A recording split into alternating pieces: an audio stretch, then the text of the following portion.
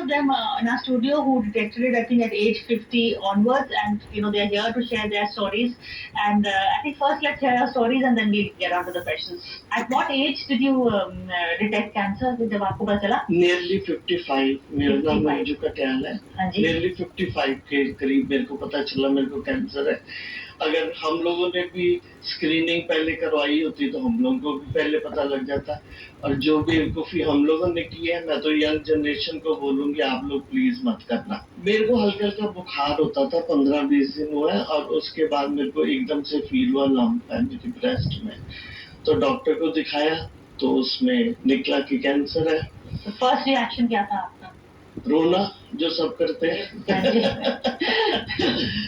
पर डॉक्टर से लेके घर आने तक मेरे बेटे ने मेरा ब्रेन ऐसा वॉश कर दिया.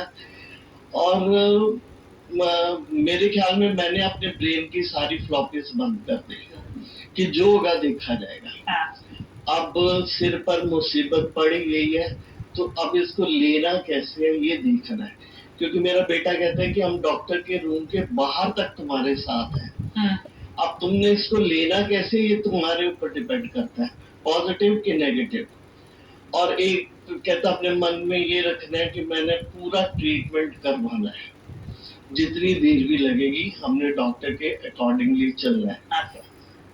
तो मेरा 1.25 साल का ट्रीटमेंट था, और बीच में थोड़ा सा होता भी है, जैसे कीमो होती थी, तबीयत खराब होती थी. पर उसमें थैंक्स टू हिम कि वो क्या करता था, मेरे को इतनी अच्छी तरह से तैयार करवाता था और घूमने के लिए ले जाता था कि चलो माइंड चेंज करो अपना. क्योंकि बीमारी जो है वो मेरे ख्याल में सारी बीमारी जो है ना आपकी ब्रेन से रिलेटेड है. मन उसको बार बार कहता है कि तू बीमार है, दिमाग जो करेगा वो करोगे आप. पर मैं हर वक्त कहती थी all is well, all is well, all is well. जीना है, लड़ना है, लड़ के दिखाना है. Thank you. मेरे को कैंसर हुआ 67 की एज में. My God. मोर देन 10, मतलब रफली 10 years of gone. तो मेरे निप्पल रिट्रैक्शन हुआ था. तो मेरे को नॉलेज थी, मैं चेकअप भी अपना वो करती थी, वो जैसे मतलब फॉर द लंप ओनली. और लंप के बारे में नॉलेज थी, लेकिन मेरे को निप्पल रिट्रैक्शन की नॉलेज नहीं थी. मेरा नाम नीलम है, मैं हिमाचल से बिलोंग करती हूँ. मुझे मई 18 में डिटेक्ट हुआ, फिर चेकअप हुआ, फिर डायग्नोज एम्स में करवाया, फिर उसके बाद ट्रीटमेंट शुरू हुआ मेरा एम्स में. तो कितना देर लगा? How long did your treatment take? 1 year. 1 year. And was it painful for you, or No. was it not? Only lump was there. The painful, but the treatment, chemo or कुछ Chemo, radiation, surgery सब हुआ है. So within a year you have regained your strength. You're back. अच्छा जी. Thank you. Thank you.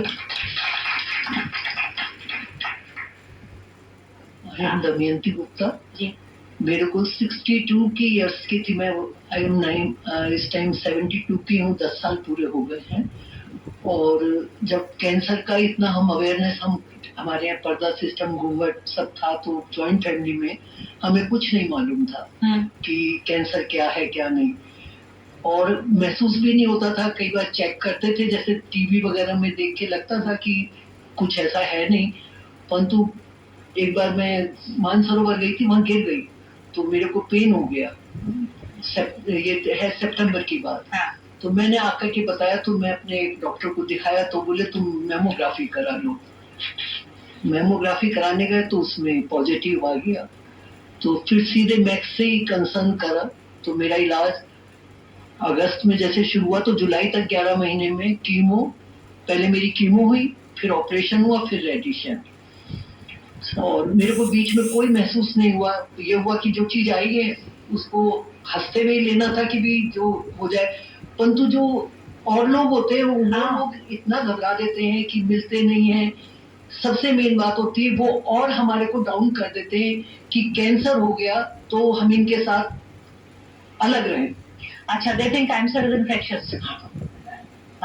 लोगों में ये thinking है. जैसे कोई भी हम मान लो कोई किट्टी ज्वाइन कर रखी है या कुछ है, तो वो ये सोचेंगे कि ये सब अब मिक्सअप नहीं होते थे साथ। और हम एनजीओ से भी नहीं जुड़े थे क्योंकि घर में इतना पर्दा सिस्टम तक किसी को आस पड़ोस में भी नहीं जानते थे कि जाना आना ऐसे है।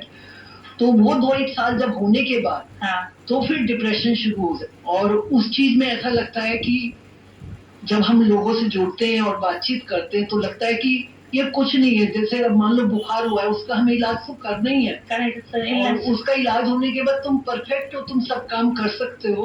हमने अपने आप को कभी ये नहीं सोचा कि कैंसर हो गया तो हम ये नहीं करेंगे। बल्कि लोग और डराते हैं तुम ये मत करो, ये मत करो, कपड़े नहीं धो, घर के काम छोड़ दो। परंतु उससे मेरे और डिप्रेशन होती है। बल्कि कहीं टाइम हमारा पास हो जाता है तो उसमें इतनी तकलीफ नहीं होती, महसूस नहीं होता हमारे को क्या है। जितनी कैंसर समझने में हुई, परंतु लोगों का उस कैंसर के इलाज के बाद लोगों ने ज्यादा तकलीफ दी। मैं यंग जनरेशन को एक मैसेज देना चाहती हूँ। एक तो लड़कियों ने फीडिंग करना बंद कर दिया, जो मेन कॉज है। जब वो हमारे अंदर उसको गांठ बन जाती है, जैसा हमने तो इन चीजों को देखा है कि हमें वक्त वक्त पे उसको प्रेस करके निकालना होता है बच्चों को पिलाते हुए। परंतु आजकल लड़कियां सोचती हैं आया पर छोड़ करके बच्चे को और अपनी फीडिंग बंद कर देती हैं। वो जो आगे जाकर के उनको तकलीफें जब आती हैं तो वो उसमें भी फिर पर्दा सिस्टम ये होता है कि हम जाके कैसे दिखाएं, और उस चीज पे थोड़ा दबा के आगे अपने काम में रहती हैं। क्योंकि आजकल सब सर्विस करने लग गए हैं बच्चियां, इतना बच्चों पे भी और अपने पे भी ध्यान दे पाती हैं। Either because of time or society pressures. तो मैं ये चाहूंगी कि लड़कियां अपने ऊपर ध्यान रखें। Thank you. So that is the aim of today's show. Thank you. मेरा नाम आशा अग्रवाल है। मुझे 2016 में ये मार्च में मुझे पता चला। पता कैसे चला, मैं रात को सोती थी और जैसे ही मैंने चेंज किया मुझे यहाँ पेन होता। मैं एक दिन देखा कि हाँ क्या हुआ है, अपनी बेटी को बोला, मैंने कहा मुझे तो ऐसे गांठ सा लग रहा है छोटा सा, तो बेटा तू देख। कहती मम्मी आप रोज रोज मुझे ऐसे दिखाते हो, आप हॉस्पिटल जाओ और दिखा के आओ। अगले दिन मैं सफदरजंग गई, वहाँ पे चेकअप कराया तो रिपोर्ट आई नॉर्मल, कुछ नहीं है। तो फिर डॉक्टर ने बोला आपकी रिपोर्ट में कुछ नहीं आया, दोबारा एक बार टेस्ट करा लीजिए। मैं दोबारा टेस्ट करने गई तो उन्होंने मना कर दिया कि छोटी सी गांठ है, कुछ नहीं आया, पहले कुछ नहीं आया तो कुछ नहीं आया। मैंने कहा नहीं प्लीज आप एक बार और कर दीजिए, मेरा डाउट खत्म हो जाएगा। तो मैंने बहुत रिक्वेस्ट की, तब उन्होंने मेरा टेस्ट किया दोबारा और वो पॉजिटिव आया। मैं जब रिपोर्ट लेने गई तो डॉक्टर ने बोला कि पेशेंट को बुला के लाओ। मैंने कहा मैं खुद ही पेशेंट हूँ, आप मुझे दे दीजिए रिपोर्ट। कहते नहीं। मैंने कहा क्या हुआ, पॉजिटिव है क्या रिपोर्ट?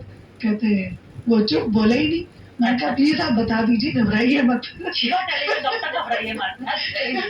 तो वो कहते कि आपके साथ कोई है? मैंने कहा हाँ मेरे हस्बैंड है, वो अभी आते होंगे, आप बता दीजिए कोई बात नहीं।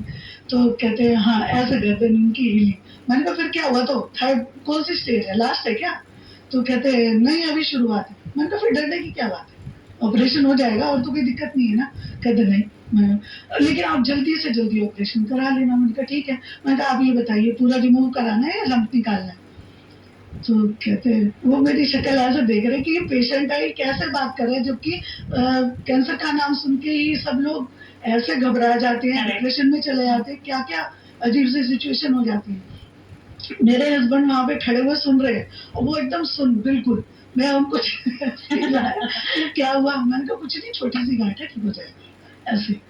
कहते डॉक्टर भी हैरान कि ये कैसे बात कर रही है। मुझे पता है कि अगर मैं उनको नहीं वो करूंगी तो वो डिप्रेशन में चले जाएंगे। So you are being strong for that. Okay. Do that. What most women do. How long will it take for the hair to grow back? बाल आने में वापस आने में? 3-4 महीने। 3-4 महीने, that's it. 3 महीने. So on that positive note, first thank you so much for your story. And this is the aim of this show, कि आप सब आए, everybody comes, tells their stories, because it's not just celebrities come tell your story, but they will gloss over, they will tell you, and they have access, they have their lives, they have a different life. It's a different parallel life. But here is real women, real people coming, balancing work, life, husbands, families, everything. How they dealt with cancer, what support they got, what help they got, and they've all lived, survived to tell the day, and it doesn't take long. The main message really is treatment and treatment in time. So thank you all. I would like to make a point before you finish it. it is more important to pay attention to the prevention. We people go to the community. We have adopted 2 communities. We go to each house and society, and we explain to them about the breast self-examination and the symptom, and we make it sure that they come out of their homes. And क्योंकि it is very important to change their attitude. नजर को बदलो, नजारे बदल जाते हैं. सोच को बदलो, सितारे बदल जाते हैं. कश्ती बदलने की जरूरत नहीं.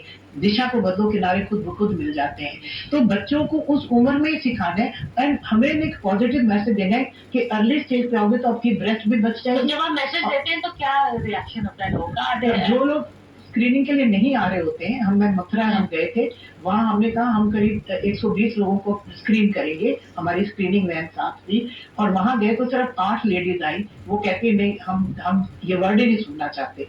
तो मैंने उनको कहा कि तुम मतलब स्क्रीनिंग मत करो, सिर्फ मेरी बात सुनो.